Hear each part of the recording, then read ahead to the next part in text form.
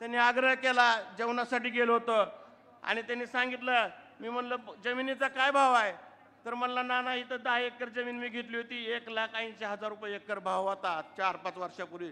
म्हणलं आता काय भाव? त्यानं सांगितलं 18 लाख रुपये एकर सांगतात, तरी बी द्यायला तयार नाही. मित्रांनो, आज राजभाऊ राऊतांना बार्शी तालुक्याला पाणी आणण्याचं स्वप्न मिळाल्यामुळं 2 लाख रुपये जमिनीचा भाव आज 18 लाख रुपये झालेला आहे. आणि आज विरोधक आपल्यावरती एकच टीका करते, राऊत कुटुंबाने फक्त स्वतःच्या कुटुंबाचा विकास केला. मी या ठिकाणी तुम्हाला सांगतो मित्रांनो, गैरसमज करू नका. आज जर आपली थोडीफार आर्थिक परिस्थिती चांगली आहे म्हणून यांच्या विरोधात आपण टिकलो.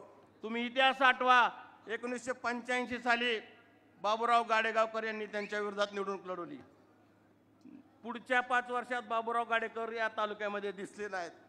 त्याच्यानंतर 1990ला किसनाबा देशमुखांनी यांच्या विरोधात निवडणूक लढवली.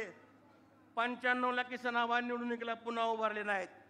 त्याच्यानंतर 1995ला आदरणीय प्रभाताई झाडबुके यांनी यांच्या विरोधात निवडणूक लढवली.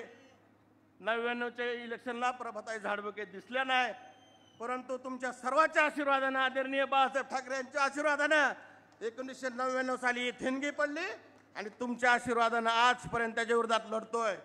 मित्रो, याची कारणं आहेत. आज आम्ही तुम्हाला सांगतो 25 कोटी 30 कोटी रुपये माझ्यावरती कर्ज आहे आणि राजभाऊवरती 55 कोटी रुपये कर्ज आहे. तुमचा गैरसमज पसरवला जात आहे की राऊतानं प्रॉपर्टी कमवली, पण मी इथं छाती टोकपणाने सांगतो, राऊतानं प्रत्येक कार्यकर्त्याच्या हाताला काम दिलं आणि प्रत्येक तालुक्यातल्या शेतकऱ्याच्या जमिनीला पाणी देण्याचं काम तुम्ही केलं आहे. आज या ठिकाणी गुंडगिरीची भाषा केली जाते. मित्रो, मी सांगू इच्छितो आणि फॉर्म भरल्यानंतर सांगितलं की मी बार्शी तालुक्याचा श्वास मोकळा करण्यासाठी उभा आहे. मित्रांनो, आज तुम्ही बार्शी तालुक्याचा इतिहास तुम्हाला माहीत नाही, कारण 1992 साली बार्शी शहराला टाळा यांच्या काळामध्ये लागलेला आहे. तुम्ही जर परिस्थिती बघितली, ज्यांच्या जीवावरती यांनी 3 विधानसभेचे इलेक्शन लढवले, आमच्याबरोबर भांडणं करणारे आज आमच्या मांडीला मांडी लावून बसत आहेत. आज त्यांना केसेस लढण्याकरता त्यांना जमिनी विकाव्या लागल्या. आज ती खाजगीमध्ये सांगतात लोक की आमच्या नानासाहेब 2 पिढ्या ह्यांच्या राजकारणात आमच्या बर्बाद झाल्या, आम्ही 3री पिढी आमची कदापि बर्बाद होऊ देणार नाही. आज मी तुम्हाला सांगू इच्छितो की सोपल कुटुंबाच्या कुठल्या व्यक्तीवरती एक तरी केस आहे का मला दाखवा. माझ्यावरती 18 केसेस होत्या. तुमच्या आज त्या ठिकाणी आपली रॅली होती, आगळगावला प्रचंड उत्साह होता, सभेमध्ये कार्यकर्ते उत्साहात जात होते. काय कारण होतं त्यांचं? गेटमध्ये येऊन उभं राहायचं. गेटमध्ये उभारून कार्यकर्त्याचा जोश होता. 2-2 हजार मोटरसायकली त्या ठिकाणी जात होता. आणि जेव्हा मला तिथं ट्रॉफिक ब्लॉक झाल्याचं कळलं, मी पाठीमागून पळत गेलो आणि त्यांच्या बंगल्यासमोर थांबले आणि सगळ्यांना हाकलण्याचं काम त्या ठिकाणी केलं. मित्रांनो, आपण संयम ठेवला म्हणजे आपण घाबरत नाही, परंतु करायची गरज नाही. ज्या टायमात बार्शीकरावरती अन्याय करत होत होता त्यावरती मी एकटा तुम्हाला पुरून उरत होतो. त्याच्यामुळे काळजी करू नका. काल सुद्धा आम्ही शांततेमध्ये तळेवाडी परिसरामध्ये रॅली चालू होती आणि त्या ठिकाणी त्या महिला बघितल्या, तळेवाडीतल्या महिलांना त्या ठिकाणी काही आपल्यातनंच गेलेले विघ्न संतोषी लोक त्या महिलांना सांगितलं होतं की तुमची घरं राजभाऊ राऊत काढणार आहेत तळ्याचं शुचीकरण करण्यासाठी. पण मी त्या ठिकाणी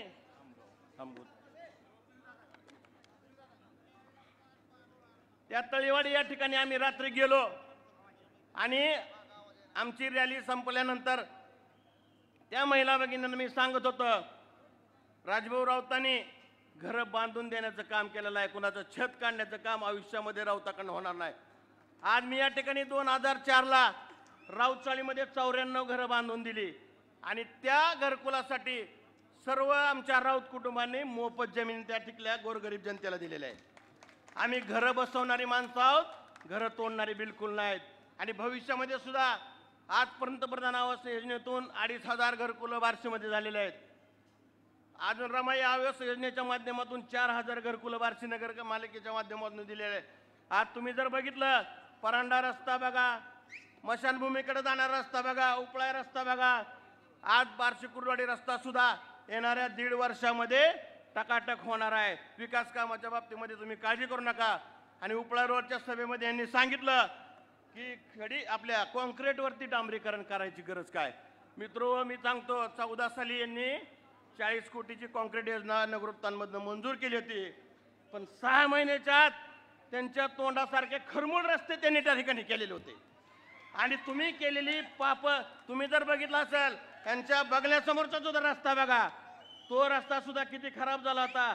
अलीपूर रस्ता आणि उपळा रस्त्याचे अनेक नागरिक माझ्याकडे येत होते, नानासाहेब या रस्त्याला खरं तर सिमेंट कॉन्क्रीट जर रस्ता केला तर त्याला 25 वर्ष त्या रस्त्याला काही व्हायला नाही पाहिजे. आता तुम्ही जाऊन बघा, ह्यांना जर त्या बायपासला वरनं ढकललं, अशी लात मारली तर बसस्टँड घसरत आले पाहिजे. असे चकाचक रस्ते आपण त्या ठिकाणी केले, असे चकाचक रस्ते आपण त्या ठिकाणी केलेले आहेत.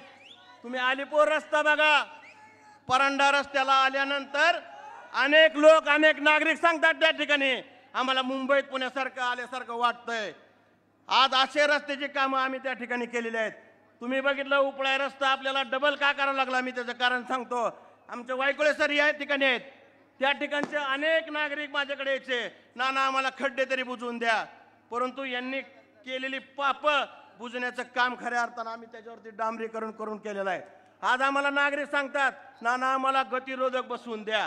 पण निश्चितपणे सांगतो तुम्हाला, इलेक्शन लागल्यानंतर संपल्यानंतर ज्या ज्या ठिकाणी गतिरोधक पाहिजे त्या ठिकाणी तुम्हाला गतिरोधक बसवून देणार. आज या ठिकाणी सांगितलं जातंय की कॉन्क्रीटवरती डांबरीकरण का केलंय.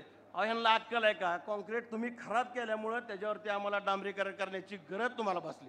ह्यांना अक्कल शून्य माणसं आहेत, ह्यांना काही याच्यातलं कळत नाही. फक्त राऊतानं प्रॉपर्टी कमवली. अरे राऊतासारखे दिलदार माणसं या बार्शीमध्ये कुणीच नाही, ही बी तुम्हाला सांगतो.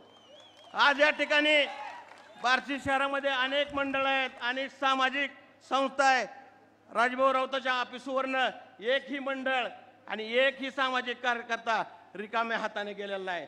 फक्त इलेक्शन आल्यानंतर कुठंतरी तुम्ही 2-5 हजार वर्गणी देता आणि कार्यकर्त्यांना खुश करता. परंतु 1999 पासून आजपर्यंत एकाही सामाजिक मंडळाला आणि एकाही कार्यकर्त्याला, आज जर कुणी दवाखान्यात ॲडमिट असेल, त्याची परिस्थिती नसेल, राऊत कुटुंब स्वतःच्या खिशातनं पैसे देतं आणि त्याची बिलं भरतो. तुमच्यासारखं हेल्मेट लुटून खाणारी अवलाद आमची नाही. आज हेल्मेट हॉस्पिटल का बंद पडलं? कॅन्सरची का अवस्था आहे? मी बघतो मित्रो, ह्या सुधीर स्वप्नाची मालिश करायला येणाऱ्या माणसाचं सुद्धा बिल कॅन्सरवरनं घेतात. ही बिकारचोट अवलाद आपल्याला सांगतात की राऊतानं पैसे कमवलं, आम्ही कष्ट करतो. आज आम्ही सांगतो, कुटुंबातली आमच्या सगळीच्या सगळी माणसं सकाळी 6 वाजल्यापासून व्यायाम करतो, 9ला भगवंताचं दर्शन घेतो आणि भगवंताला एकच मागत असतो की आमच्यात अहंकार चढू दे नको, आमचे पाय जमिनीवर राहू दे आणि आमच्याकडनं कुणाचंही वाईट होऊ दे नको, एवढीच आम्ही भगवंताला विनंती करतो. आज आपण बघितलं असेल तुम्ही, भगवंत महोत्सव सुद्धा गेली 7 वर्ष झालं अगदी जोमानं चालू आहे. या भगवंताच्या आशीर्वादानं आज या बार्शीकर जनतेचं एवढं चांगलं होणार आहे. आणि भविष्यामध्ये मी तुम्हाला सांगतो, आज 50,000 हेक्टर जमीन ओलिताखाली आहे. राजभाऊचं स्वप्न आहे की माझ्या तालुक्यातील शेतकरी बारामतीसारखा श्रीमंत झाला पाहिजे आणि या तालुक्यातली कुटुंब राजभाऊ राऊताला श्रीमंत करायचे. मित्रो, आज आपण थोडीफार आर्थिक परिस्थिती बँकेच्या कर्जातनं हे ती करून आम्ही बनवली, मान्य आहे. जर आर्थिक परिस्थिती चांगली नसली तर ह्यांच्या विरोधात राजकारणात कुणीही टिकलं नसतं. ही बार्शीकरांचा इतिहास आहे, बार्शीला माहीत आहे ह्यांनी कसे कसे विरोधकाच्या मुंड्या मुरगाळ्या आणि घरी बसवलं. परंतु तुमच्या सर्वांच्या आशीर्वादानं आणि तुमच्या सर्वांच्या आशीर्वादानं 6वी टर्म आपण ह्यांच्या विरोधात लढतोय. मित्रो, मी या ठिकाणी तुम्हाला आवर्जून सांगतो, भविष्यामध्ये आज जर आपण गप्पा मारताना सांगतो की बार्शीमध्ये सभा करताना सांगतो की बार्शीची बारामती झाली पाहिजे, अकलूज झाली पाहिजे, माढा झाला पाहिजे. भविष्यामध्ये एकच उदाहरण दिलं जाईल की महाराष्ट्रामध्ये उदाहरण दिलं झालं पाहिजे की भविष्यामध्ये बार्शीसारखा विकास झाला पाहिजे. एवढंच या ठिकाणी सांगतो आणि माझी रजा घेतो. तुम्ही सर्वजण या ठिकाणी मोठ्या संख्येनं, ही मुख्यमंत्र्याची सभा नाही, आदरणीय राजभाऊ राऊताची सभा आहे. आणि आता मला लय मागणं पिनू सांगायला लागलाय खामगाव बद्दल बोला. की राऊताच्या तालमीत झालेला पट्टे त्याला सांगतो मी, लय बुकायला लागलाय ना, माझ्या हाताखाली शिकलेला आहे. 20 तारखेनंतर बघतो तुझं. तू खामगावमध्ये भांडणं झाल्यानंतर एक महिना राऊत चाळीत आश्रयाला होता, हे विसरू नको. तुला सभापती करायच्या अगोदर तुझ्या चुलत्यानं आत्महत्या करून खिशात चिठ्ठी लिहिलेली आहे, तुला त्याच्यातनं वाचलेलं आहे. बाळ, तू नाद करू नको राऊताचा, एवढंच या ठिकाणी सांगतो. आणि कार्यकर्त्याला विनंती करतो की नम्रतेची विनंती करतो, 2014 तुम्ही आठवा, इलेक्शनच्या दिवशी एक मिनिट, इलेक्शनच्या आधी मी सर्वांना विनंती करतो, काही झालं तरी आपली बूथ सोडायची नाही, ही नम्रतेची विनंती करतो. मित्रो, आत्ता फक्त विरोधकाकडं विकास कामावरती बोलण्यासारखं काही नाही. ते विकास कामावरती बोलत नाहीत, फक्त त्यांच्याकडं अफवा, आपली बदनामी आणि आपल्या कार्यकर्त्याला संभ्रम. फक्त मी त्यांच्या कार्यकर्त्याला एकच सांगू इच्छितो की स्वप्नानं कुठला कार्यकर्ता मोठा केला सांगा. एकच नाग मोठा झाला आणि आता अँटी करप्शनच्या रेडमधून फरार झालेला आहे. आणि बाकीचे कार्यकर्ते अजूनही सतरंजा उचलतात, त्यांना ही विनंती करतो, अजूनही वेळ गेली नाही, येऊन सामील व्हा. या ठिकाणी परत एकदा मी कार्यकर्त्याला विनंती करतो की 2014चा किस्सा आठवा, की ऐका, ती आपल्या कुठंतरी कॉम्प्युटरवर कोणतरी कुटाणा करतंय आणि ही अफवा पसरली आणि सगळी लोक त्या कॉम्प्युटरवाल्याला मारत सुटली. मी तुम्हाला नम्रतेची हात जोडून विनंती करतो की इलेक्शनच्या दिवशी आपण इलेक्शन जिंकलेलं आहे. ह्या सभेवरच सांगतो की आपण इलेक्शन 15 ते 20 हजारानं जिंकलेलं आहे.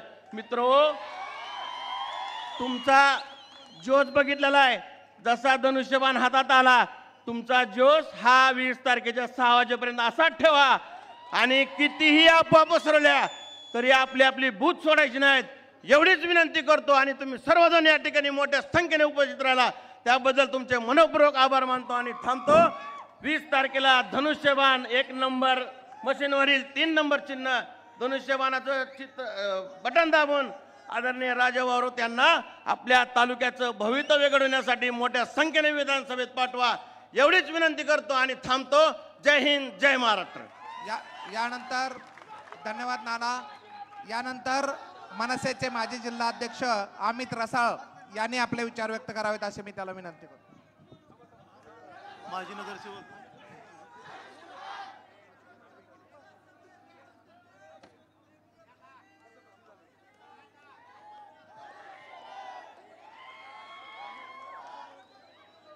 आपला उत्साह एवढा असतो की माणसानं तलवार घेऊनच उभं राहावं. असं आपल्या या महाराष्ट्राची कुलस्वामिनी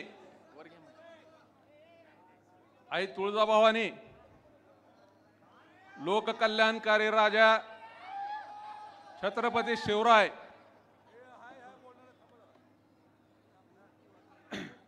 लिंगायत समाजाचे संस्थापक श्री बसवेश्वर महाराज,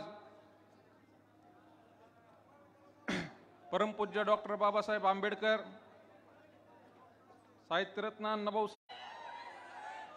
प्रचार सभेचे मी काय भाषण करायला उभा राहिलो नाही, शांत राहा.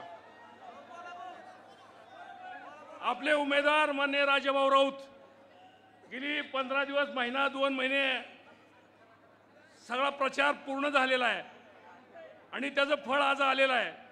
किमान 20,000 मतांना ही सीट निवडून येणार एवढं तुम्हाला सांगतो. वैराग भाग त्यामध्ये अग्रेसर आहे. जय हिंद. यानंतर आदरणीय संतोष दादा.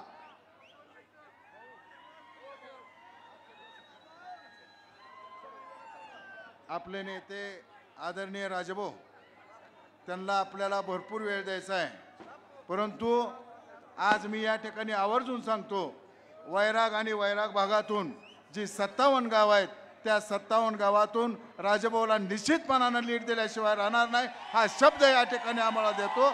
आणि राजाभाऊ, तुम्हाला एक सांगतो की उद्याच्या इलेक्शनला उत्तर विरोध बार्शी वैराग भागातून लीड नाही दिला तर आमच्या वैराग भागाचं नाव सांगणार नाही, हा शब्द या जनतेच्या वतीनं देतो. आणि मी संपतो. जय हिंद, जय महाराष्ट्र.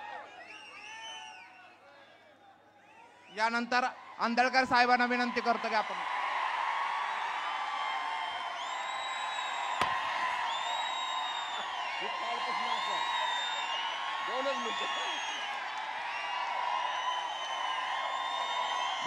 बस मला बोलू दे. हिंदू हृदय सम्राट बाळासाहेब ठाकरे साहेब यांची आज पुण्यतिथी. त्यांच्या चरणी मी नतमस्तक होतो. 2014 साली हे शिवसेनेचे दोन्ही वाघ या ठिकाणी एकत्र आले होते आणि त्यावेळेला तेव्हापासून आपण आमचं काम पाहिलंय. 2016 साली माझ्या मुस्लिम बांधवाला मी विनंती करतो, आसिफ भाईने सांगितलं त्याप्रमाणे राजाभाऊ राऊत यांनीच मुस्लिम बांधवाला नंबर 1चा नगराध्यक्षपद या ठिकाणी आसिफ भाईला दिलेलं आहे. त्यामुळं कुठला आदेश आला, कुठलं काय झालं हे सोडून द्या. फक्त बार्शीमध्ये राजाभाऊ तुमच्याशी कसे वागतात या पद्धतीनं आपल्याला पुढे जायचं आहे. मित्रांनो, हे विकास रत्न आहे आणि त्या बंगल्याकडे बसलेलं बकास रत्न आहे, दुसरं काही सुद्धा नाही आहे. या ठिकाणी आत्ताच मला वाटतं हा कुऱ्हाडीचा दांडा गोताला काळ आहे. मला 2च मिनिटं बोला म्हणून सांगितलं, मी काय करणार आहे. परंतु या ठिकाणी माझ्यावरती जो अन्याय त्या स्वप्नाने केला, मी लिंगायत असताना, तो लिंगायत असताना मला इन्स्पेक्टर म्हणून नोकरी करू दिली नाही, माझ्या बायका पोरासहित आरोप केले आणि आता बगल बच्च्यावरती कारवाई झाल्यानंतर एकदम तातडीनं पत्रकार परिषद घेत आहे आणि या विकास रत्नावरती आरोप करताय की राजाभाऊनी त्याच्यावरती काय दबाव आणला. दबाव विवाह काय आणला नाही. तुझ्या बाजूला जे बसलेलं आस्तिनातला निकार आहे तो फिर्यादी त्यामध्ये आहे. जीवन दत्त आरगडेने फिर्याद दिल्यामुळं हे गुन्हा दाखल झालाय. राजाभाऊचा काही सुद्धा दोष नाही. या ठिकाणी दुसरी गोष्ट, या ठिकाणी उद्याला इलेक्शनच्या आधी भाऊ मतदानाच्या आधी स्वप्नावर सुद्धा अशी कारवाई होईल सांगता येत नाही. कारण 3 जबाब त्या ठिकाणी त्या झालेल्या आहेत अँटी करप्शनला. आणि त्या दृष्टिकोनातनं अफवेवरती विश्वास ठेवू नका. ही जी गर्दी आहे, ही जी हिरवीगार झाडी आहे, काल सांगितलं वैरागचा पुतळा छत्रपतींचा काढायला आले असताना भाऊसाहेबाच्या एकट्या ताकदीवर ते थांबलं नाही. राजाभाऊ आमदार होते, राजाभाऊने फोन केला आणि त्यानंतर पुतळा काढायचं थांबलेला आहे. SRP गाड्या मागे गेलेल्या आहेत आणि आज सुद्धा ही जी हिरवळ दिसते ती राजाभाऊचा सुद्धा सिंहाचा वाटा त्या ठिकाणी आहे. पोलीस आले होते, पोलीस मी झाडं लावली, आम्ही खड्डे घेतले, पण पोलीस आले असताना आमचे भाऊ त्यांनी सांगितलं 2014 पासून आम्ही दोघं आता भावाभावासारखं मी काही इलेक्शन आता लढणार नाही, कारण ते माझी जागा कुठं मला नेऊन ठेवायचं ते ठेवतील, त्याची काळजी करायचं काय कारण नाही. दुसरी गोष्ट, माझी 700 कोटीची राजाभाऊवरती जी कारवाई किंवा अर्ज भानगडी आणि कोर्ट कचेरी मी केली होती त्यामध्ये राजाभाऊ राऊत निष्कलंक आहे, सगळी फॅमिली निष्कलंक आहे. आणि ती कारवाई जी आहे ती कारवाई करायला दिलीप सोपल कारणीभूत आहे, वकील त्यांचा अभिजित कुलकर्णी, पैसे तो देणार, फिर्यादी मी होतो. आणि त्या मानानं या ठिकाणी जी कारवाई झालेली आहे निष्कलंक चरित्र असलेला हा व्यक्ती आहे. गुंडगिरी दादागिरी कुणाची आहे माझा आता बोलत नाही. पोलीस स्टेशन मध्ये फायरिंग कोण करत होता, तुझेच कार्यकर्ते करत होते. मी आता सांगत नाही, नाव घेत नाही, कारण ते माझ्याकडेच येईल पुन्हा, अशी परिस्थिती आहे. त्या ठिकाणी पोलीस इन्स्पेक्टरच्या घरामध्ये एक व्यक्ती माझा जीव वाचवा म्हणून पळत होता.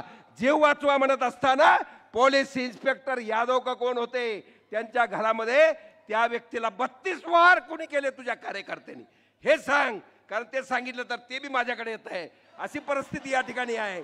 कारण दादागिरी गुंडगिरी तू केली आहे. या ठिकाणी बार्शीचा भकास केलं, साखर कारखाना बंद पाडला, वैराग तालुका होऊ दिला नाही, हे सगळं तू फक्त मोडलीमाडी चौपुळ्यामध्ये पैसा खर्च केलेला आहे, दुसरं अजिबात काही सुद्धा नाही. आता आम्ही दोघं एकत्र आलोय, त्यामुळं तू काळजी करू नको. आणि गौडगावमध्ये या ठिकाणी ह्यांच्या तालमीत आमच्या नानांनी सांगितलं, आमच्या तालमीत शिकलेलं गुरगुर करतंय, त्यांनीच मॅनेज केलं. 2 नेत्यामध्ये भांडणं लावली. आणि मी हे सांगतो की बाप लेकाला ते काय सांगताय त्या सोपल साहेबाला की तुम्ही इलेक्शन झालं, निवडून आल्यानंतर तुम्ही बाप लेक म्हणजे आमचा रणवीर भैया आणि राजाभाऊ या दोघांचं तुम्ही बघा. अरे तो काय बघतो, त्याच्यामध्ये पाणी कुठं आहे काय बघायला.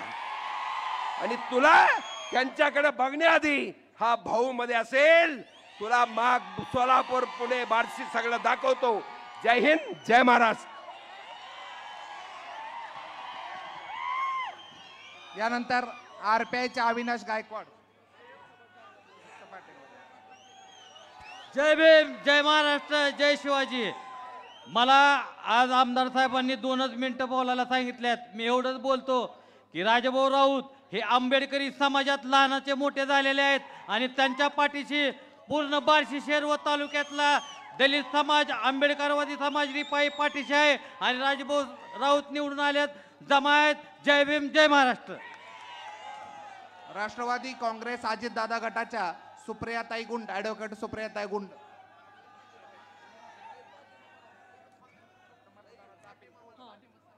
आदरणीय व्यासपीठ, आदरणीय उपमुख्यमंत्री अजितदादा पवारांनी वित्तमंत्री असताना अर्थसंकल्प जाहीर करत असताना लाडक्या बहिणींसाठी, महाराष्ट्रातील तमाम माता भगिनींसाठी लाडकी बहीण योजना अंमलात आणली आणि या योजनेच्या माध्यमातून महाराष्ट्रातील हजारो लाखो महिलांनी या योजनेचा लाभ घेतला.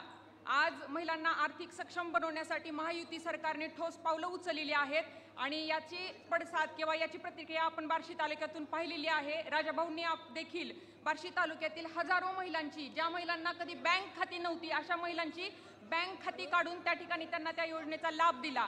मला समोर उपस्थित माता भगिनींना तसेच या माध्यमातून मला ऐकत असणाऱ्या माता भगिनींना विचारायचं आहे, राज्यात एकनाथभाई, देवाभाऊ, अजितदादा आणि बार्शी तालुक्यात राजाभाऊ ह्या यादीमध्ये साहेब बसतात का? नाहीत बसत. त्यामुळे राज्यामध्ये आम्हाला एकनाथभाई, देवाभाऊ आणि अजितदादांचं सरकार पाहिजे आणि बार्शी तालुक्यामध्ये आम्हाला फक्त राजाभाऊंचं सरकार पाहिजे. आणि यासाठी बार्शी तालुक्यातील सर्व माता भगिनींच्या वतीने ग्वाही देते भाऊ की या ठिकाणी 20 तारखेला आम्ही माता भगिनी पूर्णपणाने तुमच्या सोबत खंबीरपणाने उभ्या आहोत आणि या ठिकाणी धनुष्यबाणाला मतदान करून तुम्हाला निश्चितच विजयी करू, हा आत्मविश्वास या ठिकाणी व्यक्त करते आणि थांबते. धन्यवाद. जय महाराष्ट्र, जय हिंद, जय राष्ट्रवादी. या ठिकाणी आनंद यादव यांचा पाठिंबा राजभाऊ यांना होत आहे. आनंद यादव आणि कृपया आपला आतल्या उडवायचे नाहीत. ते भाऊंची उमेदवार सूचना म्हणून या आहे. निवडणुकीमध्ये आहेत. त्यांनी आपल्या भाऊंची उमेदवारीचा सूचना आहे. पाठिंबा राजाभाऊ राऊत आतल्या यांना दिलेला उडवू आहे. नका. त्याबद्दल त्यांचं आपण टाळ्याच्या गजरामध्ये स्वागत करूया. भाषणामध्ये आनंद व्यत्यय येत यादव. आहे आणि या ठिकाणी आवर्जून आतल्या उडवायच्या मला नाही. फक्त 2च मिनिटं. मला फक्त एकच सांगायचंय की उद्धव साहेबाच्या सभेला तुम्ही पुलिटिशियन पडून गर्दी झाली म्हणून आपण टाळ्या वाजवल्या, पण मला तुम्हाला सांगायचंय की कुठल्याही बाहेरच्या तालुक्यातनं माणसं आणलेली नाहीत, बार्शी तालुक्यातनं माणसं आणलेत आणि नेता मात्र राजाभाऊ राऊत आहे. पोलीस स्टेशनच्या बाहेर रस्ता सोलापूर रोड पर्यंत रस्ता ब्लॉक झालाय. यावरून विरोधकांनी लक्षात घ्यावं की आदरणीय राजाभाऊ राऊत यांची ताकद किती आहे. विविध समाजाचे पाठिंबे आलेले आहेत, त्याचबरोबर काही लोकांचे प्रवेश आहेत. मी या राजाभाऊंचं भाषण झाल्यानंतर हे सगळं आपल्याला विविध समाजाचे पाठिंबे जाहीर करीन आणि त्यांचे प्रवेश त्या या माझे आमदार किसन आबा देशमुख यांचे नातू नवराज देशमुख यांचा प्रवेश झालेला आहे. त्याचबरोबर तडवळ्याचे गिट्टू जाधव यांचाही प्रवेश झालेला आहे. त्याबद्दल मी त्यांचा मनपूर्वक आभार मानतो आणि त्यांना धन्यवाद देतो.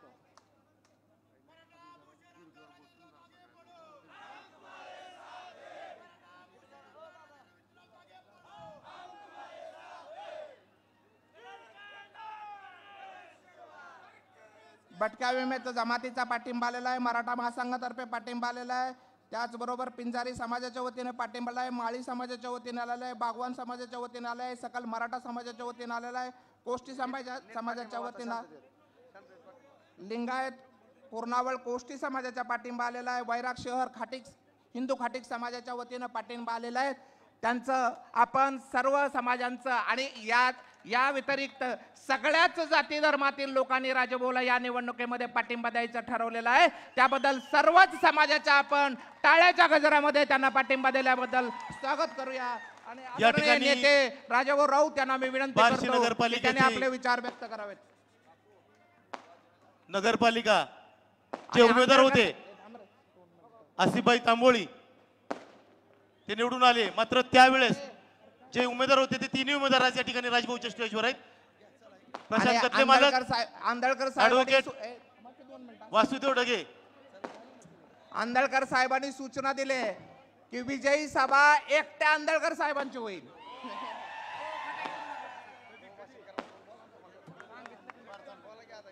यानंतर आदरणीय नेते राजाभाऊ राऊत आपले विचार व्यक्त करतात.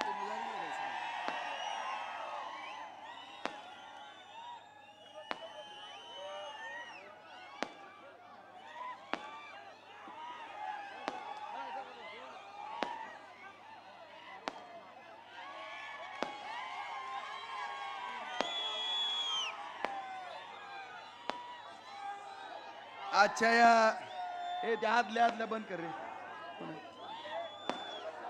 आजच्या या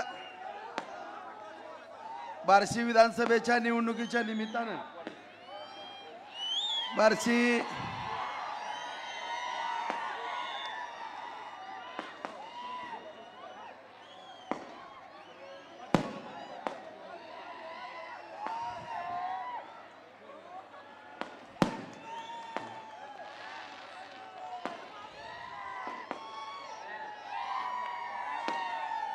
आजच्या बार्शी विधानसभेच्या निवडणुकीच्या निमित्तानं व्यासपीठावरती उपस्थित सर्व पदाधिकारी, यार त्या आदल्या कोणी लावले रे, टाक पाणी टाक त्याच्यावर. उपस्थित समोर बसलेली सगळी माझी वडीलधारी मंडळी, तरुण मित्र बांधव, माझ्या सर्व माता भगिनी, या शहरातील घराघरातून ऐकणारे माझे सर्व बांधव माता भगिनी, आज बांधवांनो या ठिकाणी त्या दिवशी माननीय मुख्यमंत्री साहेबांची सभा झाली बांधवांनो, त्या सभेमधला जल्लोष आणि त्यानंतर काय राष्ट्रीय किंवा राज्यातले मोठे नेते त्यांची झालेली या ठिकाणी सभा आणि माझ्यासारखा एक सामान्य कार्यकर्ता त्याची ही सभा. मी माझ्या या तालुक्यातल्या जनतेसमोर मी हजारदा नतमस्तक होतो बांधवांनो की आतापर्यंत तुम्ही या राजाभाऊ राऊतला हातातल्या तळ हातातल्या फोडासारखं जपलेलं आहे. त्यामुळंच माझ्यासारखा कार्यकर्ता आज या ठिकाणी या बार्शी तालुक्यातली एवढी मोठी आज कामं करू शकलो किंवा या बार्शी तालुक्याचं जे स्वप्न आहे ते स्वप्न पूर्ण करण्याच्या दृष्टिकोनातून या ठिकाणी प्रयत्न करतो. आज या ठिकाणी बांधवांनो काम करत असताना मी आज जे काही विकास कामं केलेले आहेत हे आपल्या प्रत्येक वक्त्याच्या भाषणातून आता सगळ्यांनी सांगितलं. मी आपल्या सगळ्या जनतेच्या समोर, माता भगिनीच्या समोर, काही नेते मंडळीची सुद्धा माफी मागतो की बऱ्याच जणाला बोलायची इच्छा होती परंतु बांधवांनो बोलता आलं नाही, मला थोडं माफ करा. कारण या ठिकाणी आज आपण ही आपली विजयी सभा आहे, उद्या आता आपली सभा होणार नाही. कारण उद्या या ठिकाणी आपली भव्य दिव्य रॅली काढायची बांधवांनो, आणि रॅली काढत असताना माझी आपल्याला नतमस्तक होऊन हात जोडून विनंती, एवढ्या ताकदीनं जेवढे आज सभेला आला तेवढे जण या ठिकाणी यावं असं आमंत्रण मी या ठिकाणी देतो. कारण हा रात्रीचा पिक्चर आपण दाखवलाय, सकाळचा पण पिक्चर आपल्याला दाखवायचा. मला या ठिकाणी नवल वाटतंय बांधवांनो की मी या बार्शी तालुक्यामध्ये आज आदरणीय आंदळकर साहेब पण या ठिकाणी व्यासपीठावरती आहेत किंवा विरोधक पण आहेत. मी सगळ्यांना प्रत्येक भाषणामध्ये मी किविलवानी हात जोडलेले आहेत बांधवांनो की या ठिकाणी बार्शीमध्ये कोणी कुणावर काही बोलू नका, कोणी टीका करू नका. मी जवळपास 2 महिने झालं प्रचार करतोय, सगळी गावं 100% माझी पूर्ण झालेली आहेत. आणि प्रचार करत असताना मी अगोदरही विनंती केली होती, कोणी काय बोलू नका, आपण विकास कामाच्या वरती आपण सगळेजण मिळून काम करू. ठीक आहे, मला आमदार केलं, मी काम करेन, कुणाला केलं त्यांचे ती करत्यान, कुणाकडे सत्ता आहे ती करतील. परंतु या ठिकाणी माझ्याबद्दल काय द्वेष निर्माण झाला आहे माझ्या विरोधकांनाही मला लक्षात येत नाही. कारण बांधवांनो मी काय चुकीचं केलं मला सांगा या बार्शीमध्ये. आज या ठिकाणी सगळ्यांनी सांगितलं तरीसुद्धा थोडक्यात मी काही गोष्टीचा उल्लेख करतो या ठिकाणी. आज माझ्या शेतकरी बांधवांकरता मी पाणी आणतोय. 1996 पासून शेतकऱ्यासारखी वाट पाहणारी माझी जनता, एकाच वेळेस तिथं 5-5 कोटी रुपये सुद्धा दरवर्षी दर बजेटला मिळत नव्हते. वर्षाला 15 कोटी रुपयेच मिळायचे. परंतु योगायोगानं माननीय पंतप्रधान नरेंद्र मोदी साहेबांच्या मार्गदर्शनाखाली एकनाथ शिंदे साहेब मुख्यमंत्री झाले, फडणवीस साहेब उपमुख्यमंत्री झाले, परत दादाही आले बांधवांनो, आणि या ठिकाणी आठवले साहेब आपल्याबरोबर आहेत. आज या सगळ्यांच्या माध्यमातून आज या ठिकाणी आपल्याला 700 कोटीची प्रशासकीय सुधारित मान्यता मिळाली. निविदा निघाल्या, कामं चालू आहेत. सगळे 37 साठवण तलावाची कामं चालू आहेत. फक्त 2 राहिल्यात चिंचोलीचा, तेही रस्त्याचं डायव्हर्शन झाल्यावर तेही चालू होईल. भोगावती नागजवरती किटवर आणलेले आहेत. आपल्या पुष्पावती नदी ह्याच्यावरती सुद्धा 8 किटवर आणलेले आहेत, तेही कामं होतील.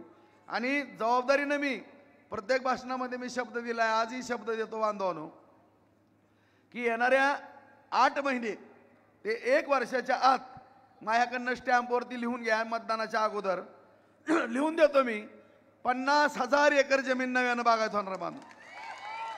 50,000 एकर. आज काय परिस्थिती आहे बांधवांनो, आपण खेड्यापाड्यात पाहतोय. मला जी काळजी वाटते माझ्या खेड्यापाड्यातल्या माझ्या शेतकरी बांधवांच्या लेकरांची, आज या ठिकाणी प्रत्येक गावातनं आज 50, 100, 200 माणसं या ठिकाणी आलेत, 400 माणसं आलेत. माझी या ठिकाणी सगळ्याला विनंती आहे बांधवांनो, की मी जी गोष्ट बोलतो ती खरी आहे का खोटी आहे एवढंच तुम्ही सांगा. कारण आज आपण कुठल्या तरी मजबुरीमुळं कोणी बोलत नाही, परंतु मी आज त्याला वाचा फोडण्याचं काम या ठिकाणी करणार आहे. कारण आपण सगळेजण या ठिकाणी उपस्थित आहेत. एक गावं अशी आहेत की त्या गावामध्ये किमान 50, 100, 150, 200, 300, मोठं गाव असलं तर 400 अशा तरुण मुलांची, शेतकऱ्यांची मुलांची लग्न सुद्धा आणखीन झालेली नाही. याला जबाबदार कोण आहे मित्रांनो? आज शेतकऱ्यांचा, आज बांधवांनो, माझ्या शेतकरी बांधवाला जरी मुली असल्या तरी त्या मुली आपण सगळेजण पाहतो की सगळ्या समाजातल्या आज या ठिकाणी 18 वर्ष ओलांडायच्या आत लग्न केली जायची. परंतु आज मुलींची सुद्धा 25, 30, 32, 35 वय आहेत. मुलांची सुद्धा 25, 30, 40 पर्यंत वय गेलेत. कारण आज माझा शेतकरी बांधव सुद्धा स्वतःच्या मुलीचं शेतकऱ्याच्या मुलाबरोबर सुद्धा लग्न करताना 3दा विचार करायला लागला की ह्या मुलाला प्रॉपर्टी आहे, परंतु ह्याचं बागायत आहे का, ह्याचं उत्पन्न किती आहे, ह्याला बंगला आहे का, ह्याच्या दारात गाडी आहे का. मुलगी सुद्धा विचार करू लागलेली आहे की मी ज्याच्याबरोबर माझा आयुष्यभर संसार करणार आहे त्या मुलाची परिस्थिती काय. आज बांधवांनो, सगळ्याला 5 एकर, 10 एकर, 15 एकर जमीन आहे खेड्यापाड्यामध्ये.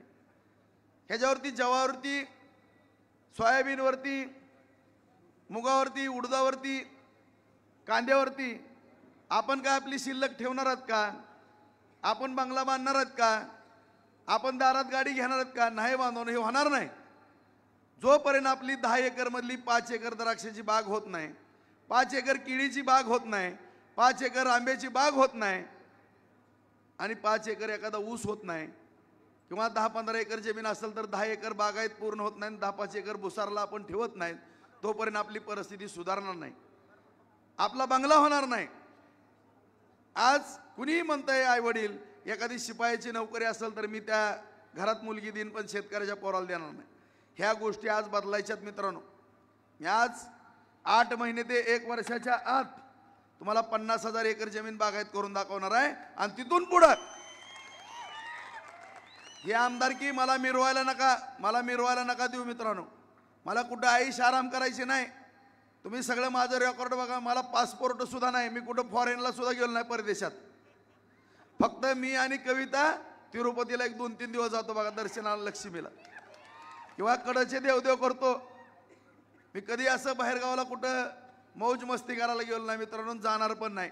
कारण जोपर्यंत माझा या ठिकाणी शेतकरी बांधव सुखी होत नाही, त्याच्या लेकरा बाळाला सोन्याचा घास घालत नाही, तोपर्यंत मला कुठलाही नैतिक अधिकार मौज मस्ती करण्याचा नाही. ही माझी मानसिकता आहे, हे माझं तत्व आहे. आणि ह्या तत्वाला धरून मी या तालुक्यामध्ये राजकारण करतोय. आणि मी भाषण नाही करत, मी माझ्या अंतकरणातल्या भावना तुमच्यापर्यंत कळवतोय मित्रांनो. मला राजकारणी म्हणून भाषण करणारा एखादा वक्ता म्हणून बघू नका. माझ्याकडे एक तुमच्या कुटुंबातला मुलगा, तुमचा एक थोरला भाऊ ह्या नात्यानं माझ्याकडे बघा, माझ्याकडे दुसऱ्या कुठल्या नात्यानं बघू नका. माझी तळमळ वेगळी आहे. आज मला उद्योग व्यवसाय सगळं आयशारामध्ये आहे मित्रांनो. मी माझ्या मनात आणलं तर एवढा उपाध्याप कशाला करू. सकाळी 5:30ला उठतो, 6 वाजल्यापासून मी 6:15ला मला पहिला फोन येतो माता भगिनींचा, भाऊ नळाला पाणी आलं नाही, भाऊ कचऱ्याची गाडी आली नाही. रात्री 11, 11:30 वाजेपर्यंत शेवटचा फोन, आणि प्रत्येक फोन उचलतो, माघारी करतो, विचारपूस करतो. ऑफिसवर माझ्या अंगावर माणसं पडतात तरी सुद्धा प्रत्येकाचं काम करतो. तुम्ही सगळ्यांनी बघितलं, इथं जेवढे आहेत तेवढे माझ्याकडे येऊन गेलेले आहेत. सगळ्यांनी बघितलं का नाही तुम्ही? मी कधी कंटाळा केला का? हे कशासाठी करतो? काय लागतंय माणसाला 2 टाइम खायला मला सांगा. काय लागतंय मला? काय कुठं ऐशाराम लय हावरा माणूस मी नाही. तुम्हाला पण माहित आहे की माझ्यावरती टीका केली जाते की एवढा पैसा मिळवला. अरे मी उद्योगधंदे करतो, 4 पैसे मिळवतो. मी 100 कोटी कर्ज घेतलंय बाबा मी बँकेतनं. माझ्या बँका तपासा तुम्ही. महाराष्ट्र बँकेत नाही, शिवशक्ती बँकेत नाही, पंढरपूर बँकेत नाही, बँक ऑफ इंडिया, सगळ्या बँकेतनं तुम्ही माहिती घ्या. उद्या बँका चालू आहेत.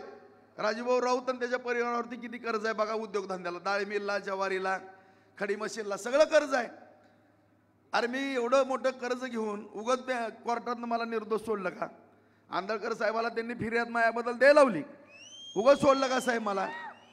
हायकोर्टानं मला निर्दोष केलं, त्यातनं ह्याच्यात काय सुद्धा नाही. हे सगळं कर्ज आणि उद्योग व्यवसाय सगळे बरोबर आहेत. हायकोर्टाने मला त्यातनं दोषमुक्त केलेलं आहे. आज मी काय मला सांगा, आज मला अभिमान आहे. माझ्या कार्यकर्त्याचे 5-5, 10-10 कोटीचे बंगले आहेत मित्रांनो.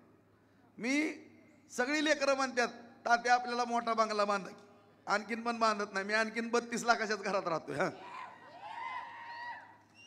वाटतंय लोकांना की राजभाऊ जवळ आहे. अरे पण बँकेचं पण आहे. मी फक्त माझ्या व्यवसायासाठी जागा घेतो आणि विकतो मला, आणि त्याच्यातनं मी सगळं भागवतो. ही कधीतरी कुणापुढं मी पैसे मागितले का मला सांगा तुम्ही? कधी कुणाचे बुडवले का? मी कुठल्या निवडणुकीमध्ये कुठल्या व्यापारीने म्हणावं, कुणीही म्हणावं, राजकारणातल्या पार्टीतल्या प्रमुखांनी सुद्धा म्हणावं, मला फोन आले वरनं, राजभाऊ, मी म्हणलं मला रुपया नको कोणाचा. मी माझ्या कष्टानं माझ्या बँकेत, महाराष्ट्र बँकेत फाईल केली. मी तिथनं 4 पैसे उचलल्यात मित्रांनो. हां, मी तुम्हाला जबाबदारीने बोलतो. तुम्ही बघा जाऊन बँकेमध्ये, उद्या जाऊन बघा. कारण मला जर कोणी वरनं 4 पैसे दिले तर माझा आवाज दबन, त्याची सुद्धा मी काळजी घेतो. तुम्ही एवढं ऐकलं मध्यंतरी कोण टीका टिप्पणी करत होती, कोणी बोट दाखवलं का माझ्याकडं? दाखवलं का? कधी राजभाऊ राऊत सापडला का? आणि आज तुम्हाला पण या ठिकाणी सगळ्या खेड्यापाड्यातल्या माझ्या बांधवाला माहित आहे मित्रांनो, सगळी कामं आज दिली मी खेड्यामध्ये, ग्रामीण भागामध्ये. सगळ्या माझ्या गोरगरिबांच्या कार्यकर्त्यानं कामं केली. कुणीही म्हणावं राजभाऊ राऊतनी 5%, 2%, 10% कमिशन घेतलंय. आत्ता मी इथं खाली उतरतो, माझ्या घरी जातो, मला राजकारण नको. घेतले का कोणी सांगा मानो? मी कुणाचं काम करताना कुणाची बदली करतो, कुणाला नोकरी लावतो, कुणाचा शेअर्स म्हणून घेतले, काय 10 रुपये घेतले बांधवानो? अरे मग मी निष्कलंक माणूस असताना माझ्याबद्दल आरोप का करतात तसे खोटे? आज या ठिकाणी मित्रांनो मी काम माझ्या वेगळ्या पद्धतीने करतोय. आज या ठिकाणी पाण्याचा विषय आपण मिटवत आणलेला आहे. आज MIDCच्या माध्यमातून सुद्धा आज गाताच्या वाडीला तुम्ही जाऊन बघा. आज सबस्टेशन राणे साहेबांच्या वेळेस जागा संपादित केली, पैसे दिले, फक्त प्रस्तावित होती. प्रत्यक्ष त्या ठिकाणी 9 आणि 14ला पराभव झाला, तिथं काहीच नव्हतं. आता जावा बघा, सबस्टेशन दिले, पाणी दिले, सगळे कारखाने उभारायला लागले. आज ज्वारीचे सुद्धा 20 नवीन टेक्नॉलॉजीचे उद्योग उभारले आहेत बार्शीमध्ये, नवीन मशिनरीचे. आज चिंचुक्याचे व्यापार बंद पडत होते GST मुळे, केंद्रीय मंत्रालयामध्ये पाठपुरावा करून ती GST माफ केला आणि 4 फॅक्टऱ्या चालू ठेवल्या आज बार्शी. आज डाळ मिल 26 होत्या, फक्त 4 राहिले होते, 4-5. परत नव्यानं आणखीन 4-5 डाळ मिलची भरती या ठिकाणी झालेली आहे. त्यामध्ये मी रणजितला पण करून दिलेली. आणखीन 10-12 मिल होणार आहेत. इथं दिलीप गांधी बसलेले आहेत, त्यांना सुद्धा मी म्हणलं की या ठिकाणी रोजगार मिळाला पाहिजे, शेतकऱ्याच्या कच्च्या मालाला भाव मिळाला पाहिजे. दिलीप शेठ, ते दिलीप शेठ त्यांच्या 25 वर्षे संपर्कात होते. कधी त्या बिचाऱ्याने धाडस केलं का? मी बाजार समिती आपल्या तुमच्या आशीर्वादानं ताब्यात आली, रणवीर चेअरमन झाला, सगळ्या उद्योजकांना बरोबर घेतलं, त्यांनाही बरोबर घेतलं. त्या बिचाऱ्यांनी माझ्या शब्दावरती 200 कोटीचा प्लॅन टाकला, 500 टनाचा टाकला मित्रांनो, 500 टनाचा. आज नाही म्हणलं तर 1000 जणाला त्या ठिकाणी काम मिळालं. असे 3 प्लॅन्ट आणखीन आपण बार्शीमध्ये करतोय, त्याही उद्योजकांबरोबर माझी चर्चा आहे. आज त्या ठिकाणची जागा कमी पडायला लागली. उपळायला आपण 100-150 एकर जमीन बघायला लागलोय. त्या ठिकाणी पण MIDC आपण करतोय. त्याचबरोबर वैरागला सुद्धा संतनाथ कारखान्याच्या बाबतीमध्ये ह्यांनी बंद पाडला, परंतु संतनाथ कारखाना 283 एकर जमीन होती. मिरगणे साहेबांनी 40 एकर विकली, काय कर्ज भरलं, 10 कोटी फक्त बँकेचं कर्ज राहिलं आणि कामगाराची देणी. ती त्यातली 243 पैकी 180 एकर जमीन आपण MIDCला देणार आहोत. त्यातनं 100 कोटी रुपये येणार आहेत. जर वैराग भागातल्या माझ्या तालुक्यातल्या शेतकऱ्यांना वाटलं राजभाऊ हा कारखाना आपण सहकारातनं चालू करू, तर बांधवांनो सहकारातनं. जर तुमची इच्छा असेल राजभाऊ नको सहकारातनं, कुठल्याही उद्योजकांना मी 3 उद्योजकांबरोबर चर्चा केलेली आहे, कुठल्याही किमतीत हा संतनाथ कारखाना चालू करून दाखवतो, चालू करून दाखवतो. ह्यांनी बंद पाडला, आपण चालू करू, काही अवघड नाही. तुमची इच्छाशक्ती पाहिजे, तुमची इच्छाशक्ती होऊ शकते.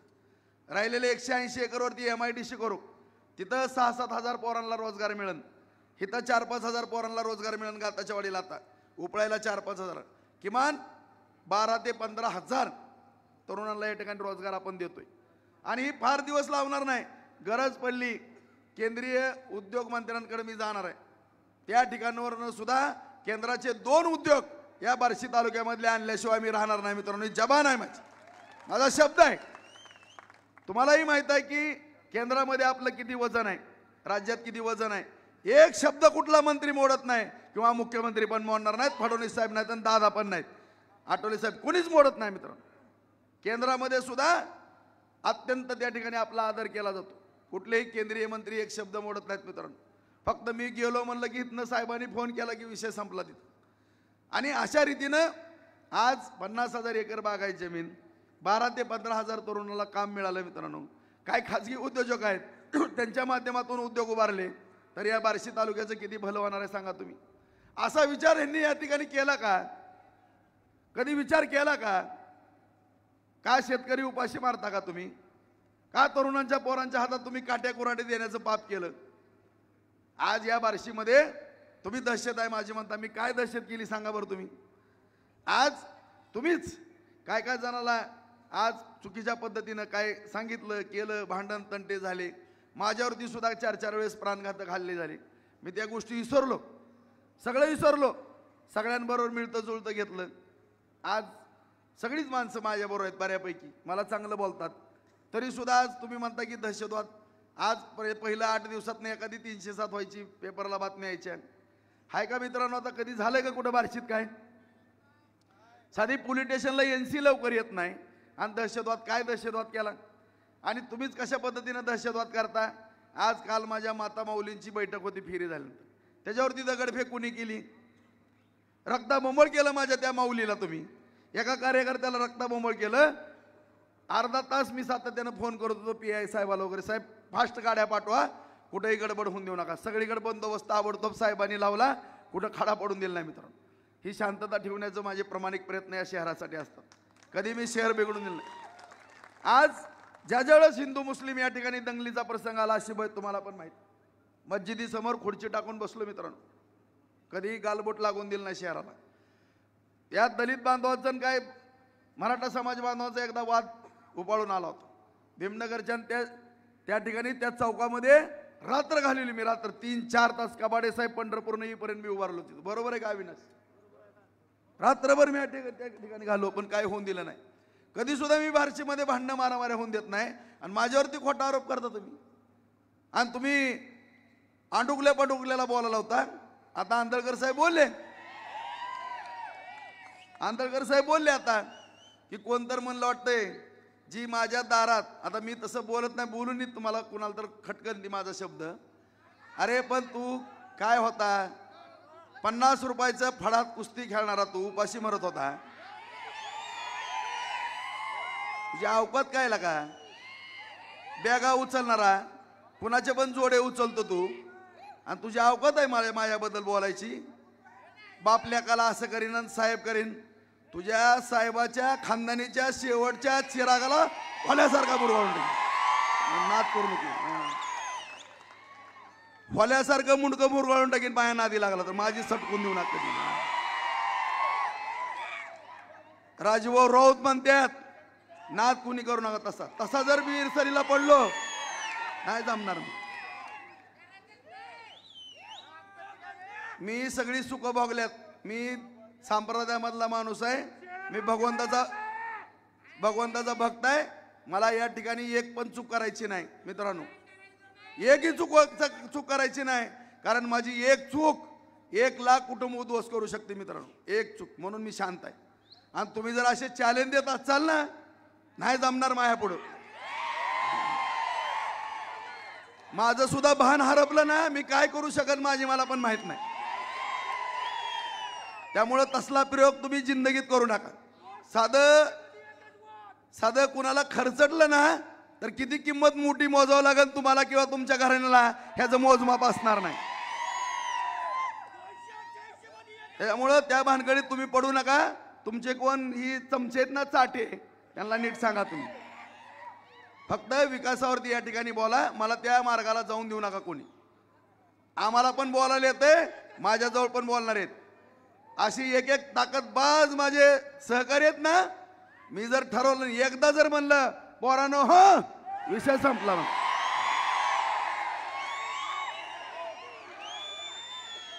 पण मी आतापर्यंत का संयम ठेवलाय. मला कुणाच्या लेकराची मला सगळ्यांच्या लेकरा बाळांच्या तोंडात सोन्याचा घास घालायचा. सोन्याचा घास त्यांच्या तोंडात घालायचा आहे. मला कुणाला जेलमध्ये पाठवायचं नाही. कुणाच्या लेकराचं वाटोळ करायचं नाही. मी आज कुणाच्याही लेकराची काळजी घेतो. विरोधकाच्या लेकरांची काळजी घेतली म्हणून माझा संसार चांगला आहे. माझी लेकरं हॉटेलमध्ये नाश्ता सुद्धा करायला जात नाही. इतकी टरटर भेटतात मला. परंतु तुम्ही आज इतके परपंच उद्ध्वस्त केले. तुमचा परपंच घडला का. भगवंतानी कशी शिक्षा दिली ह्याचं पण आत्मपरीक्षण करा तुम्ही. शेवटी हा भगवंत आहे. भगवंताही कुणाला सोडत नाही. कुणाची सुट्टी करत नाही. जो जसा वागतो तशी शिक्षा या तालुक्यामध्ये मिळते. आज मी प्रामाणिकपणानं वागतो. मला प्रामाणिक फळं मिळतात मित्रांनो. कुठलंही चुकीचं मला वागायचं नाही. त्या रस्त्याला कधी जाऊन देऊ नका आणि कुणी माझा नाद पण करू नका. त्यामुळे या ठिकाणी विकासाचं बोला. आज पाण्याच्या बाबतीमध्ये असेल MIDCच्या बाबतीमध्ये असेल मित्रांनो. आज या ठिकाणी मग सगळ्या वक्त्यांनी सांगितलं कोर्टाचा विषय आपण सोडवला. 76 कोटीची इमारत चालू आहे. उपजिल्हा रुग्णालय जे डॉक्टर कर्मवीर मामासाहेब जगदाळे यांनी हॉस्पिटल केलं गोरगरिबांसाठी. आज त्या धर्तीवरती आज आपण त्या ठिकाणी उपजिल्हा रुग्णालय केले. पांगरीला आपण त्या ठिकाणी 100 बेडचं मंजूर केलंय. वैरागला ग्रामीण रुग्णालय मंजूर केलंय. प्रशिक्षण केंद्र आज या सगळेच काम चालू आहे. तिथं पांगरीचं काम चालू होईल. वैरागचं सुद्धा 1-2 महिन्यामध्ये आपण ती जागेची अडचण आली. ती झाल्यानंतर जवळपास तिथं 60 कॉटेज इकडं 100 इकडं 100 260 कॉटेजचे हॉस्पिटल सरकारी होतात. आणि ह्या हॉस्पिटलमध्ये तर MRI machine CT scan X ray सगळ्या मशिनरी अद्यावत. 125 जणांचा स्टाफ 25 नामांकित डॉक्टर. 1 रुपया सुद्धा माझ्या गोरगरिबाला त्या ठिकाणी कुठली फी लागणार नाही. कुठलंही ऑपरेशन करा फुकट. हे मी करतोय. आज कोर्टामध्ये सुद्धा कितीतरी लोक तुम्ही जाऊन आलात ह्या कोर्टामध्ये. मला जज साहेबांनी सुद्धा निरोप दिले आमदार तुम्ही ताबडतोब या कोर्टाच्या बाबतीमध्ये मार्ग काढा. 25 वर्ष मित्रांनो ही इमारत रखडली होती. आज त्या ठिकाणी गेल्यानंतर सगळे पाखरं कशी हाकतात बघा. किती घाण होती बघा. आज पक्षकार असतील वकील बांधव असतील एवढा सुशिक्षित जे विधितज्ञ आहेत त्यांची सुद्धा किती अडचण होत होती बघा. आणि अशा रीतीनं आज आपण कोर्ट असेल उपजिल्हा रुग्णालय असेल भगवंत मैदान आहे लक्ष्मी सोपान उद्यान आहे शंकरेश्वर उद्यान आहे अहिल्यादेवी राजमाता अहिल्यादेवी होळकर उद्यान आहे. सगळी उद्यानं चांगली केली. मैदानं केली. 422ला 43 कोटीचं मैदान आणलं. आज माझ्या या ठिकाणी छत्रपती शिवरायांची शिवसृष्टी केली. 25 वर्षापासून मागणी होती शिवभक्तांची. आज आपल्या ज्या सैनिकांच्या जीवावरती आपलं जीवन आहे मित्रांनो. आपण सुखाचा घास खातो. त्या सैनिकांचा आदर करण्याच्या दृष्टिकोनातून किंवा माझ्या तरुणांना एक त्यांच्या मनामध्ये एक प्रेरणा निर्माण व्हावी सैन्य दलात जावे या दृष्टिकोनातून आपण त्या ठिकाणी शहीद स्मारक उभा केलं. भारत पाकिस्तानच्या युद्धातला रणगाडा सुद्धा नगरच्या कर्नल साहेबांना विनंती करून त्या ठिकाणी आणला. त्या ठिकाणी आज किती त्या ठिकाणी आज तरुणांपुढे आदर्श नाही. कारण तो आदर्श आपण आपल्याला या तरुणांपुढे ठेवायचा. 16 अकॅडमीत आज पोलीस प्रशिक्षण होत आहे. सैनिकांचं शिक्षण या ठिकाणी दिलं जात आहे. त्यांच्या बाबतीमध्ये सुद्धा माझी चर्चा आहे की आणखीनही त्याच्यामध्ये कशी वाढ होईल त्या दृष्टिकोनातून आपण या ठिकाणी प्रयत्न करू. आज माझ्या मुस्लिम बांधवांच्या बाबतीत सुद्धा सगळ्याला माहीत आहे, इथं दर ईद आली किंवा मोहम्मद पैगंबरांची जयंती आली त्या दिवशी भांडणं मुस्लिम समाजामध्ये झालीत म्हणून समजा. 8-8 दिवस पोलीस स्टेशनला भांडणं, 8-8 दिवस नमाज पाडण्याकरता. ईदगाह मैदान नाईकवाडींचं ईदगाह आणि तबलिगी वगैरे समाज बांधवांचं अशी माझ्याकडे आले. मी बघितलं 10-12 वर्ष मी मार्ग काढत होतो. शेवटी 422ला 1.5 एकर जागा शिशीबाई जागा दिली. आमदार क्वाट्यातनं ईदगाह बांधून दिला. भांडण मिटलं. दोन्ही मुस्लिम समाज आनंदामध्ये तिथं नमाज पाडू लागला. ही माझी भावना आहे. आज माझ्या दलित समाज बांधवांची भावना होती, राजभाऊ एक बुद्धविहार छानपैकी व्हावं. त्याला 2.5 कोटी रुपये आपण मंजूर केले. 1 एकर 10 गुंठे जागा आपण 422ला दिली मित्रांनो. आणि त्या ठिकाणी सुद्धा आपण ज्या पद्धतीनं शिवसृष्टी निर्माण केली त्या धर्तीवरती बुद्धविहार पण करतोय. आणि माझ्या सर्व डॉक्टर बाबासाहेब आंबेडकरी जनतेला मी पण त्यांचा भक्त आहे. त्यांची घटना वाचून या ठिकाणी काम करतो. आज उगत दलित समाज मला मानत नाही.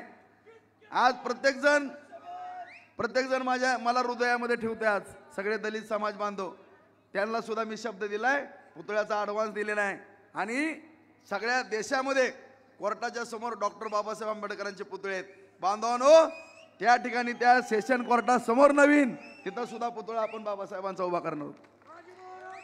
आज प्रत्येक समाज बांधव महात्मा ज्योतिराव फुले यांचा पुतळा करायचा आहे शंकेश्वर उद्यानमध्ये. बसवेश्वर महाराजांचा त्या ठिकाणी करतोय. छत्रपती संभाजी महाराजांचा करतो. राजमाता अहिल्यादेवी होळकरांचा त्या ठिकाणी पुतळा करायचा आहे मित्रांनो. आणि अशा रीतीनं हे सगळे थोर पुरुषांचे पुतळे. ह्या अगोदरही शाहीर अमर शेखांचा आणि अण्णाभाऊ साठेंचा पुतळा या ठिकाणी उभा करण्याचा प्रयत्न केला आणि सगळं काम केलं आणि तिसऱ्यानेच उद्घाटन केलं त्याचं अनावर. म्हणजे कष्ट मी करायचं आणि तुम्ही चव चाकायची. हा प्रकार या ठिकाणी सगळ्याला समानतेची वागणूक देण्याचा या ठिकाणी निर्णय घेतला. मी छत्रपती शिवरायांचा मावळा आहे मित्रांनो. आणि महाराजांचा आदर्श डोळ्यासमोर ठेवून काम करतो. सगळ्या जाती धर्मातील प्रत्येक जाती धर्मातील जवळपास माझ्या माहितीप्रमाणे 65 ते 70 जाती धर्मातील माणसं माझ्याकडे आली. राजभाऊ आम्हाला सभागृह पाहिजे, आम्हाला जागा पाहिजे.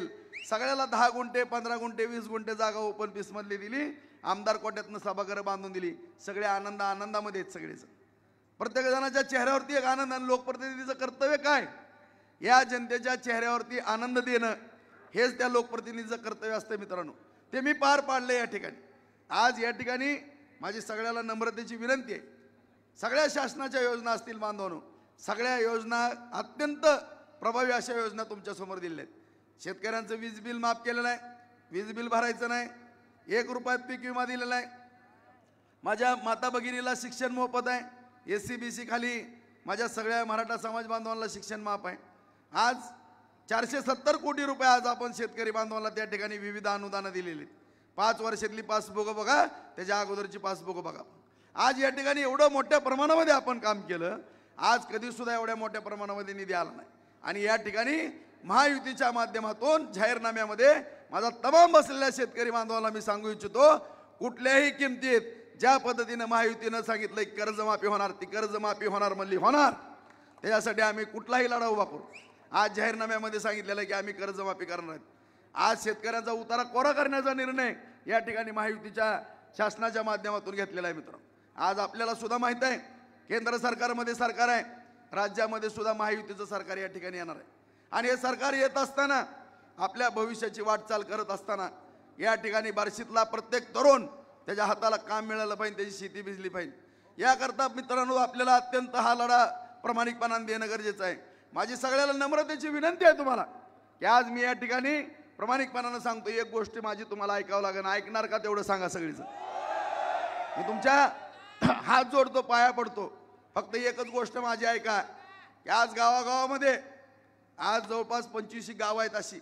उदाहरणार्थ देवगाव असेल, उदाहरणार्थ दसपिंपळगाव असेल, नागोबाची वाडी होती, खडकलगाव होतं, बेलगाव होतं, असे असंख्य जवळपास 25 गाव होती मित्रांनो. उदाहरणार्थ दोन्ही नेत्यांचं जवळगाव असेल, अनिल काका आणि अरुण भाऊ असेल. सांगतो मी अशी अडचण व्हायला लागली की ह्याचं का साधताय मी तुम्हाला सांगतो. की आज सारोळा असेल, आज प्रत्येक गावागावामध्ये मी पाया पडतो सगळ्यांच्या, की थोडं भांडण नका करू, कारण आमची पण अडचण होती. काय काय ठिकाणी मजबुरीनं काही गोष्टी आमच्याकडनं चुकतात, विनाकारण आम्हाला फोन करावा लागतो मित्रांनो, त्याचा फार मोठा वाईटपणा येतो. आणि ह्या गोष्टीचा फायदा असे निष्क्रिय माणसं घेतात. आणि आज तीच घटना या ठिकाणी थोडीफार घडताना दिसते. माझी सगळ्याला तमाम माझ्या बांधवांना विनंती आहे, हा पुढे गेला म्हणून रुसू नका, तो पुढे गेला म्हणून रुसू नका, ह्याने पुढं काम केलं म्हणून रुसू नका. माझ्यासमोर समानतेची वागणूक असेल, मी दुय्यम वागणूक कुणाला देणार नाही. या ठिकाणी मी प्रामाणिकपणाने शब्द देतो. अत्यंत महत्त्वाचा विषय आहे मित्रांनो या तालुक्याच्या दृष्टिकोनातून, कारण ज्या ज्या वेळेस गावामध्ये भांडणं झाली किंवा मारामाऱ्या झाल्या त्यावेळेस एक गट इकडं आणि एक गट तिकडं. आता मी दोघाला सांभाळून घेण्याचा प्रयत्न करतो. एक इकडं निष्ठाला बघतोय, एक इकडं निष्ठाला.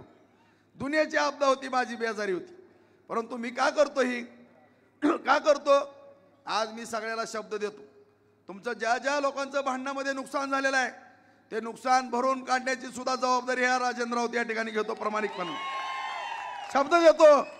परंतु या ठिकाणी वैऱ्याला यश देऊ नका मित्रांनो, वैऱ्याला यश देऊ नका.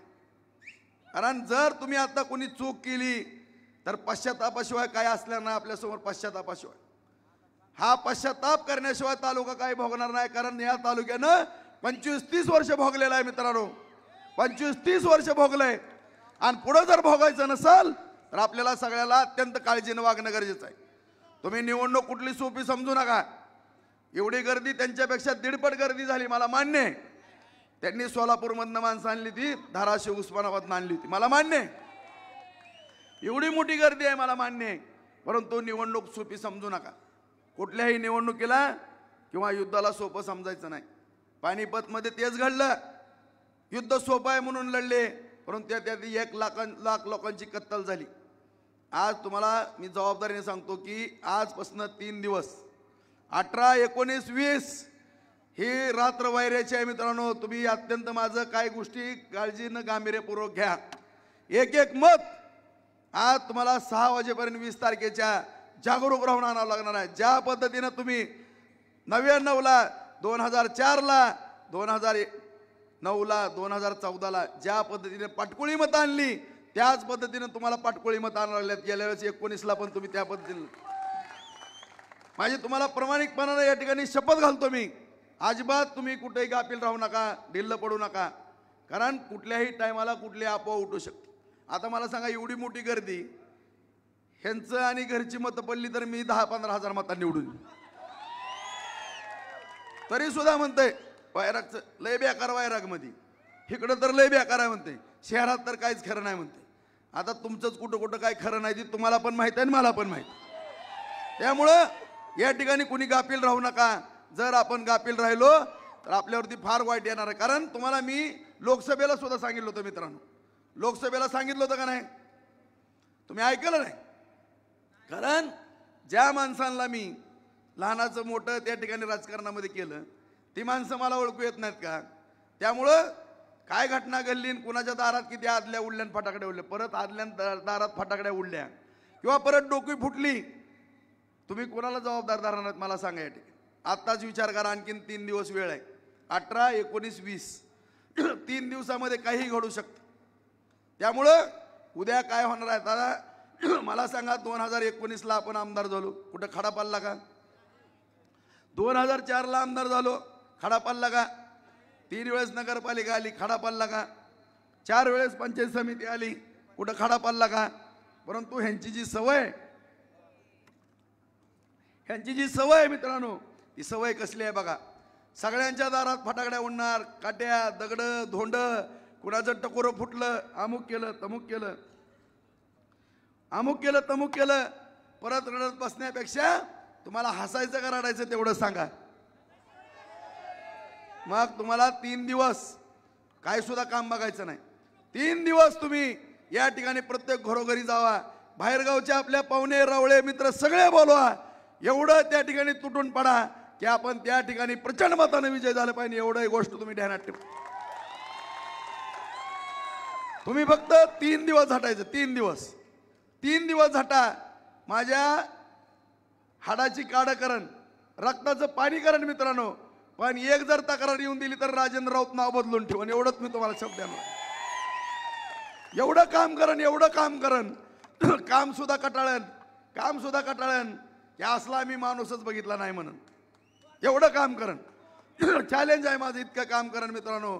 आता 4,000 कोटी आणल्यात, जर पुढच्या 5 वर्षात 8,000 कोटी नाही आणल्या तर मला बोल. परंतु तुम्हाला 3 दिवस सुट्टी नाही, 3 दिवस एवढं तळमळीनं पळा. कुठला पाहुणा रावळा मित्र काय करायची करा, वाटल ती करा, पण मत एक मतच झालं पाहिजे, एवढी जबाबदारी तुमची असणार आहे मित्रांनो. आणि उद्या या ठिकाणी उद्या आपली सकाळी उद्या मित्रांनो आपली सकाळी आपली 9:30ला पदयात्रा आहे.